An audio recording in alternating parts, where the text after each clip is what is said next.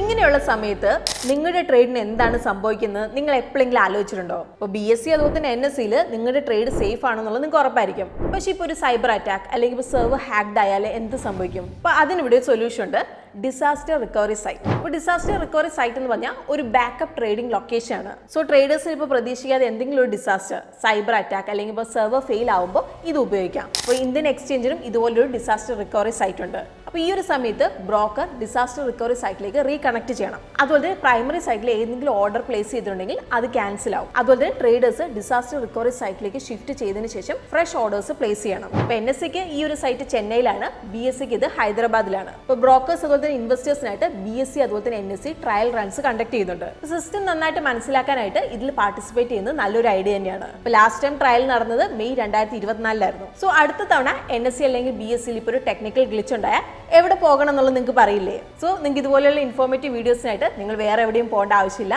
ഇന്ന് തന്നെ നമ്മുടെ ചാനൽ നിങ്ങൾ ഫോളോ ചെയ്യുക.